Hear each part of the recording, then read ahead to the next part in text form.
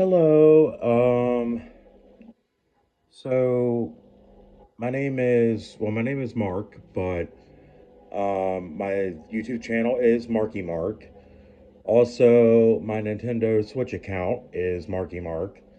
So I understand that Reign of the Warlock has just come out recently, and I guess there's a lot of new players now, or so it seems. I kind of joined a game the other over the weekend with like a low level character, and there was a necromancer that was walking around and not running. Maybe I don't know what the age of the player was. Maybe they didn't know how to toggle the run walk, which if you're new or you don't play video games, certain video games, maybe that's something that some beginners might not know. The necromancer was also hitting things, monsters with the wand, rather than summoning skeletons. So I have already posted like two videos for Reign of the Warlock. Those are on my Marky Mark page, but they're not for kids. There may be some curse words in there. But this is going to be like a beginner video, no curse words. Kids can watch it. Maybe some of these new Switch players might learn some basics for the game. And yeah, so I don't want the video to go too long. It's probably hope for about 20 minutes. But yeah, we're just going to go over some basics. You can see here on the left, I have a lot of characters. All of these, I have not converted them to Reign of the Warlock. I'm going to hold off on that. I did convert my Cold Sorceress, which is about one of my average sorceresses, not the strongest one, and my Freezing Arrow Amazon, which is also one of my average Amazons. And I'm currently working on leveling up a Warlock because, that's brand new. I have not done that. And then I have a bunch of low level characters to work with. I will say that I have tried to avoid all spoilers at all costs. There is a website you can go to that has like all kinds of information about the game. Um, I have tried to avoid going to that since the new expansion came out. At some point, I will have to revisit that website to see some of the new like rune words that you can make if there are any. But I'm trying to avoid looking at that and seeing things that are new. Kind of just to avoid spoilers, trying to play this warlock and kind of figure it out on my own. Yeah, but let's just go to this level 1 character. And I did spend some gold to buy some things for the character. Nothing too crazy. Well, except the staff is kind of good. Probably costs like 100,000 gold or something. But it's not really necessary at the beginning of the game. The beginning of the game is relatively easy. You can't really go wrong too much at the beginning of the game. So there's my inventory. As you can see, a sorceress only starts out with 10 strength. And you can't even wear any armor, I think, with 10 strength. Not that the shop sells. Even a quilted armor takes 12 strength. But anyways, just some beginner tips. One of the first things I would do is probably get some kind of sash, just so you can have some more extra potions there. And there's nothing that says you can't carry extra potions in your inventory and move them to your belt, so when you're out in the wilderness, you ain't got to come back to town as much. I also like to carry stamina potions, so that way when I can't run anymore because I'm out of stamina, I can just drink a stamina potion and kind of start running again. When you see rejuvenation potions, they're really good because, these healing potions slowly heal you, but their rejuvenation potion is kind of instantaneous. Like you drink it, you get like a third of your whole entire life and mana all at one time. I would recommend picking up all rejuvenation potions you can, even more than you need, because you can save them for later and use them for some other things. But since I'm a sorceress, I'm doing 2 rows of mana potions. because, I'm going to be fighting from far away, so I don't really need as many health potions. And I'm going to need lots of mana because the sorceress is one of the most mana hungry characters there is. So the gear, I just bought a basic cap. I just had a amulet laying around, level 1 amulet, level 1 ring that gives me stamina, which is kind of nice. Another ring with stamina, regular sash, 1 dexterity gloves, and some boots. And this is what I bought. You start out with a firebolt staff if you're a sorceress, but it's only +1 to firebolt. This one's also required level 1 because all of the skills on the staff are level 1 skills. So I have a few extra skills. I have a charge bolt and a warmth, and I have a level 3 firebolt, I believe. And if you're not sure about controls, I guess we can go over some how the buttons work.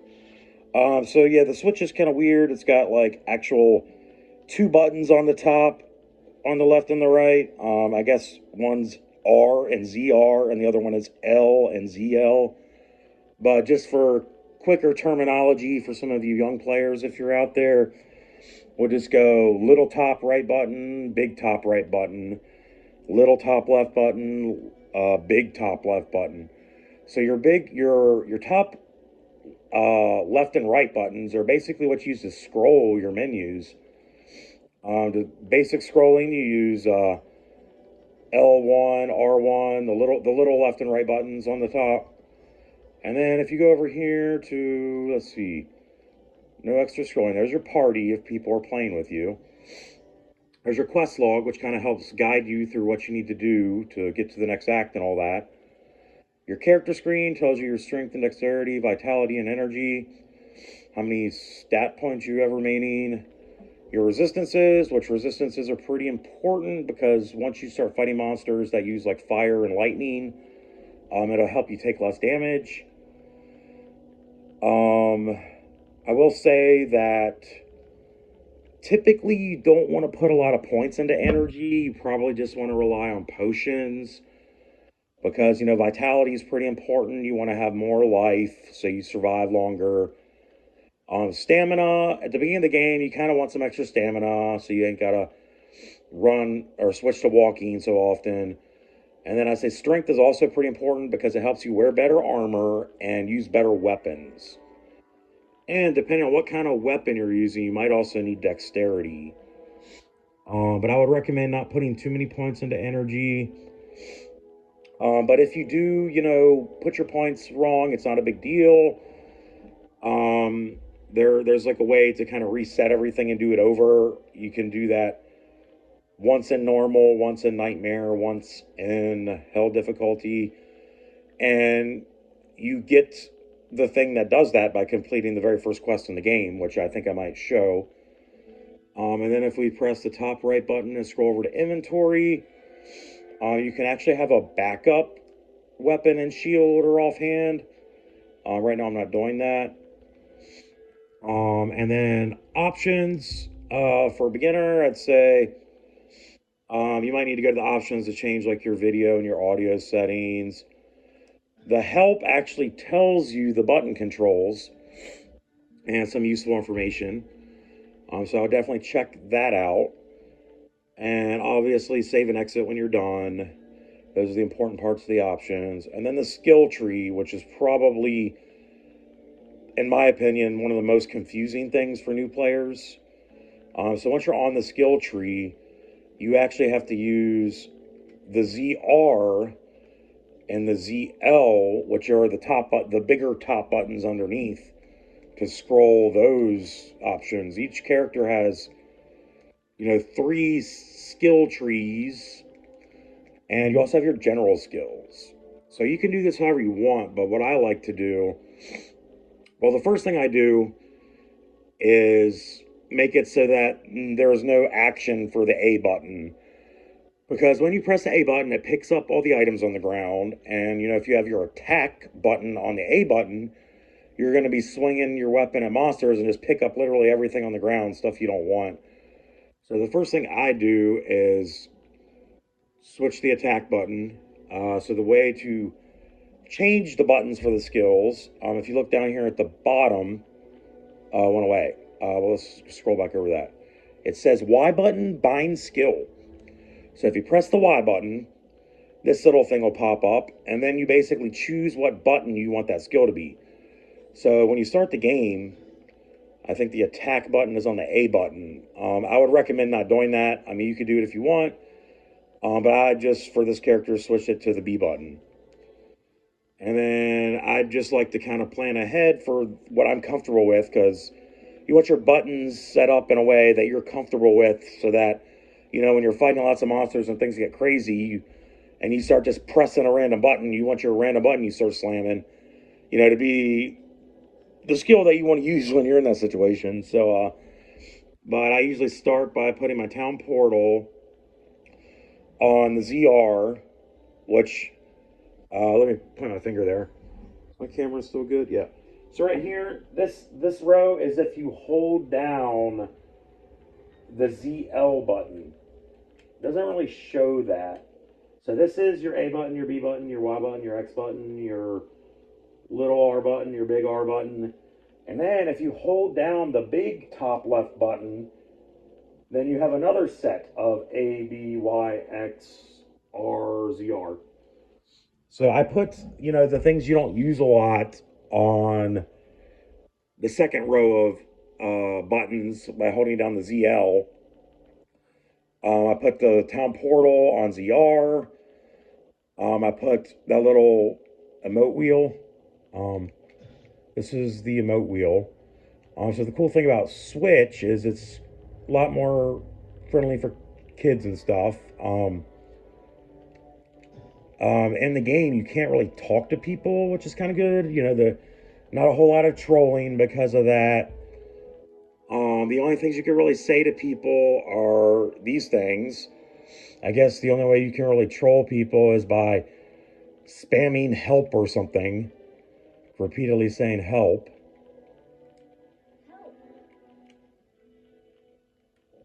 But yeah, this is still good to have these options. Like, let's say you find something while you're exploring, you can say follow me.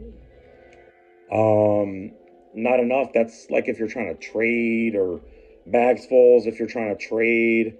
You want someone to send you a portal, you can say need the TP. As a TP stands for, not toilet paper, it's town portal. Kind of for saying goodbye, you can say bye. You can say GG, good game. You see some dangerous monsters, you can warn everybody to run. If you're fighting people, I guess you could say die. You can actually fight other players. I don't typically do that. If you have something you want to trade to somebody, you can do selling. You can thank people for helping you out. If you have something maybe someone else wants, you can say need that. So yeah, it's pretty friendly. You ain't got to worry about. You can still go into voice chats with people you know, which is kind of nice. I've done that before. But yeah, as far as these buttons go, you know, I put the town portal, the emote wheel on the swap when you hold down the left button. Loot the cube, which you can't get the cube till Act 2, but I just go ahead and set that for now because that's where I like that button. And then this is your swap weapon. So I put that on the R button. So if you swap weapon, it switches to your other weapon set. Right now, I did set up those buttons if you hold down ZL, but I don't have any buttons set up there. Well, just so I can tell that sometimes you can't tell that you're not even holding your weapon. If you look, I'm not holding my weapon. So if I switch back, there's my weapon, so I know I got the setup I want. But yeah, swap weapon. If you get maybe a different weapon or shield that you want to have just in case of a certain situation, you could do that. But make sure that if you put on swap weapon and then you click it to swap weapon, there's not going to be anything there on these buttons. So you actually have to set up those buttons as well once you switch, because, you know, once you switch your weapon, you're not even going to have this there, and you're not going to be able to switch your weapon back. But you can also, well, if you go to the options, you can also see the other ways to do some of this stuff. Oh, help, not options. So right here, it'll show you You know, this little joystick here, if you press and hold it, it does the emote wheel. And if you just press it, it also swaps weapons. And then the left one, that's how you toggle your run walk. And it also is how you move. Holding it down, I don't think does anything. Maybe it does, I don't know. If not, it doesn't say. But you could also, if you really want to make it easier, where's the run toggle? That's auto map, show items, run toggle. You could actually just assign that to a button if you like to do that, instead of holding down the or pressing the right stick. But anyways, so I already set up my skills. I put the X button for Firebolt. And just some sorceress advice. Firebolt, it doesn't matter how many points you put into Firebolt, it's always 2.5 mana. So even at high levels, it doesn't cost a lot of mana. It's a really good starting skill. I believe the Ice Bolt is the same way. It's always 3 mana. And then Charge Bolt. Yeah, the mana cost goes up on Charge Bolt, but you release more Charge Bolts that can hit more monsters, which is kind of nice. And I did assign that to the Y button. So yeah, I guess I'll just give a few more tips and then I'll do the first quest. So I guess just for this video, I do have some gear. I did transfer some gear.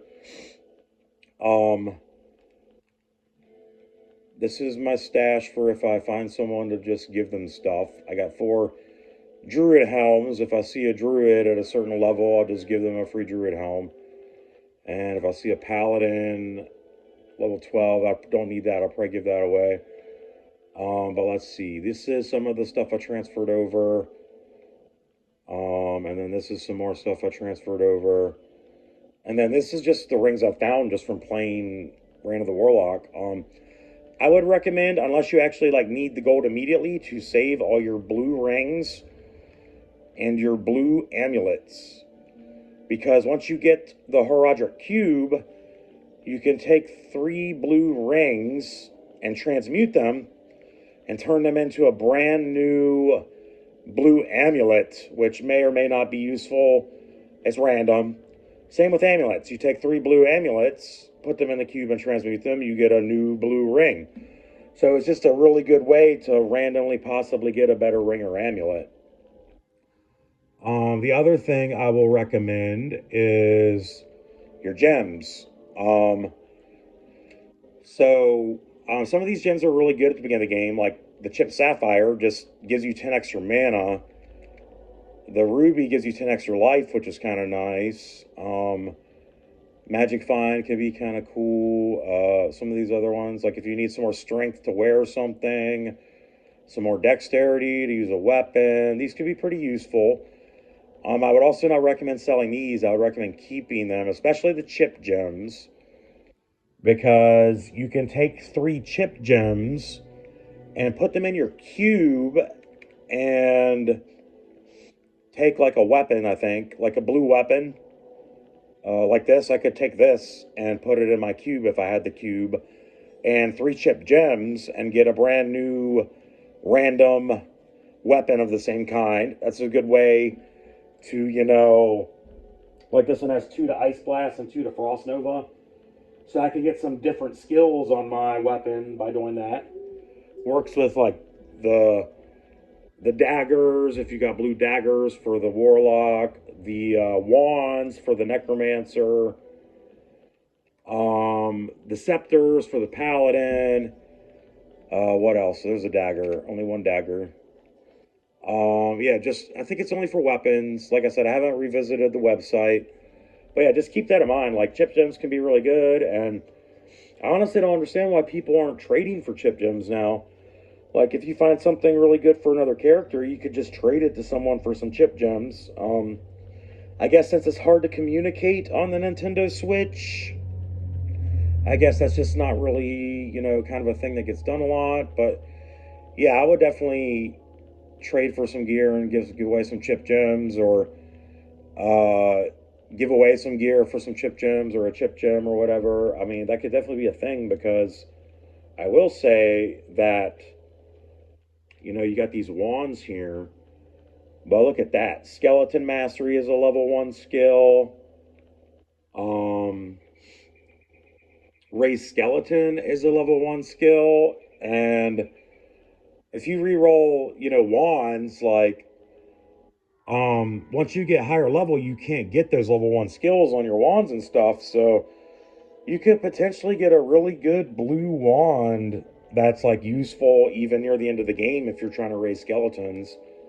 Just kind of depends on what level skills your character has. Most of the sorceress skills, typically the higher level skills are better.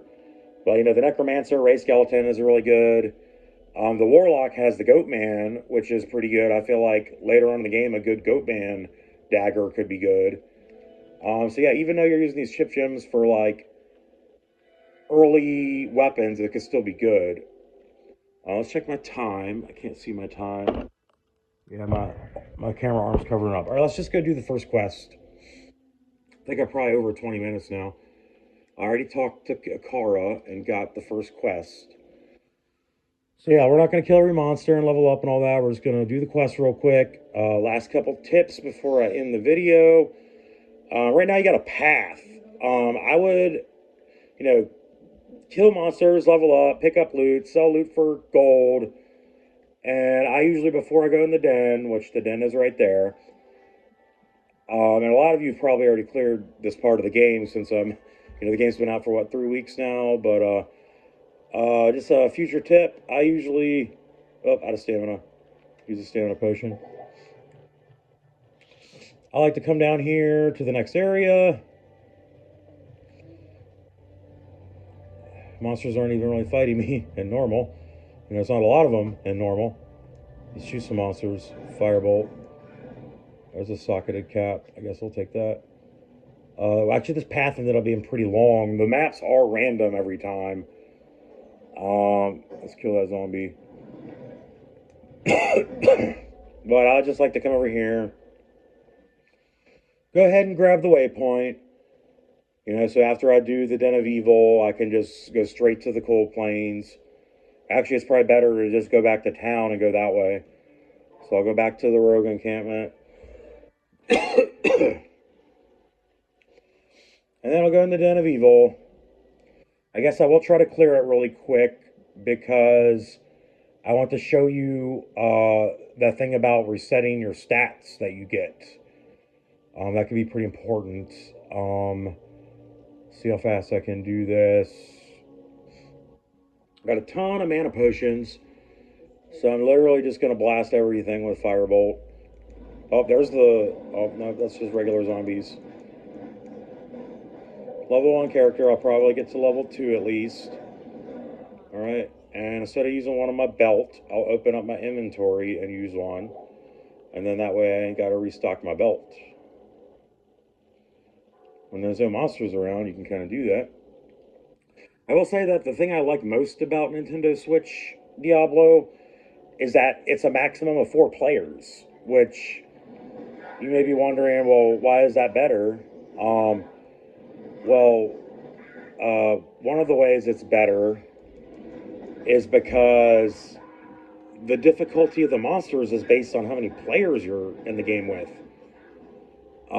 So, I mean, that just means, weaker monsters? Instead of like in an 8-player game when there's lots of monsters, or lots of harder monsters. But, I mean, that might seem like a bad thing, but honestly, like, all of my characters aren't even, like, that strong. Like, I just feel like rather than, getting all the really good gear for one character and having one really strong character, I could just get, like, decent gear for all of my characters, and they're still good enough to, handle the higher difficulties in 4-player games.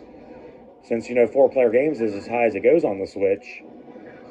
And that's not even, like, a handicap, really, because that's literally built into the game, so there's no way around it. So it's just how it is.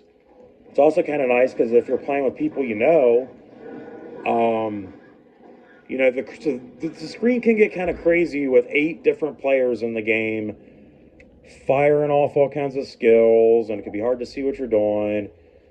And, if everybody in an 8-player game is like super strong, it can get kind of boring because basically everybody's just melting the monsters, and all you're really doing is kind of running around, and you don't even need to kill anything because, the other 7 players are killing everything. You could probably just follow them and not even do anything, and the monsters will still die, and it's just, I don't know, it just seems less fun, honestly.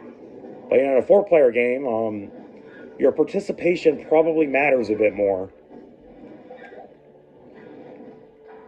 But yeah, so that's why I like Nintendo Switch. I guess the reason I ended up with Nintendo Switch in this game is because I just want to play it on the TV. I didn't want to do it on the PC and sit behind a computer. And as far as Xbox and PlayStation goes, I don't know. I've just never been an Xbox or PlayStation fan. And, I like certain games on the Switch. So, you've got Pokemon, Smash Brothers. So, yeah, I just got a Switch and got the game for the Switch. So, and it turned out there's lots of cool things about having it for the Switch. But yeah, so that's kind of the intro. Let's just finish killing the last couple monsters. If you go to the quest log, I think it might tell you how many monsters are left. Kill all the monsters. I think once you get down to about 5 or 10 monsters, it'll tell you how many are left. Sometimes you get stuck in a situation where there's that last single monster you can't find, but it'll tell you if there's one monster left. See what it says now. Kill all the monsters. Okay, so there's still a bunch of monsters somewhere. I don't know where. Back here somewhere. I wasn't really paying that much attention. Where could the rest of these monsters be? Up in that little corner, maybe? Probably should have went over there first. There's one. There's a couple.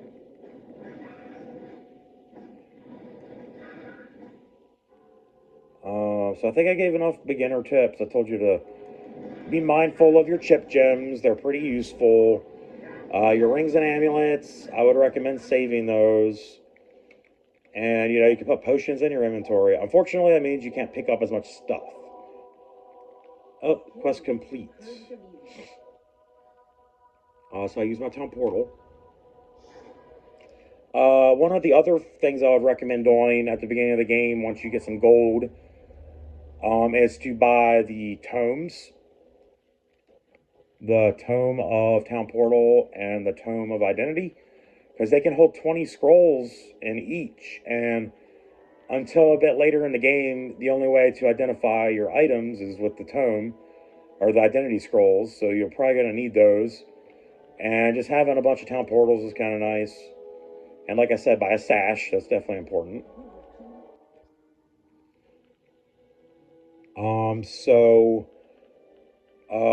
I buy keys too. It's kind of nice to open up the boxes. You can buy stamina potions.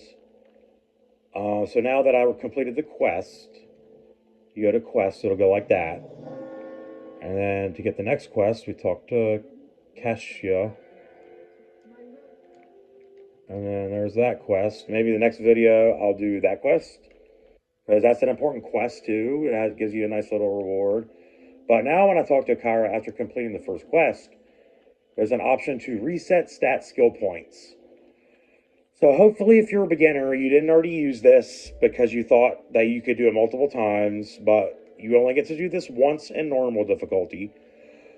So what I like to do is wait till I clear normal difficulty and then think about maybe resetting everything. But yeah, if you do kind of mess up or you want to try different skills, you can just do that. Not a super big deal. Normal's not really too difficult. Once you get some, learn a little bit more about the game. But yeah, so I guess that's the end of the video. I guess the one last thing I can tell you is what sells for the most gold. You can pick up everything, but I will say that things like this, well, that one probably doesn't sell for much. And if you look, it's 463. But that one's 5,000. And I guess the reason that's 5,000 is because it has Ice Bolt. And then let's see if we can find another expensive one. That one's 9,000 because it has 2 to Ice Bolt and 3 to Charge Bolt. So, the more the more skills you have on your items, the more they sell for. That's one way to get a lot of gold. Just pick up a scepter, see what kind of skills it's got on it. Excuse me. Pick up a wand, see what kind of skills it's got on it. Staffs. That's probably the easiest way to get a good chunk of gold. Also, some of those, excuse me, throwing knives sell for a good bit. And armor, probably not the quilted and the hard, well, the hard leather armor might sell for a good bit. Once you get farther in the game, like super heavy armor typically sells for a lot of gold. Body armor. And other than that, I'd say, potions can sell for a decent amount, especially like the fulminating and the strangling gas at the beginning of the game. Throwing knives, for some reason, sell for a good bit. Let's see what the cost is on these. Like 1,200 for just a white throwing knife. That's pretty good. And if it's a magic, it'll sell for more, the blue ones. Throwing axes actually sell for a good bit. The amount they sell for is actually based on the amount it costs to buy them. Just selling, you get less. So yeah, that's the first video. I'll probably make another one later this week, maybe, or next week. Hope you liked the video. If you're a beginner, I hope this was helpful. And I didn't go over all the button assignments, but if you look at all these general skills, there's pretty much a button for everything. And like I said, you just got to set your skills. And other than that, just try to find some decent equipment, and yeah, you should be good to go. All right, thanks for watching. Again, my YouTube channel, my name is Marky Mark, and good luck.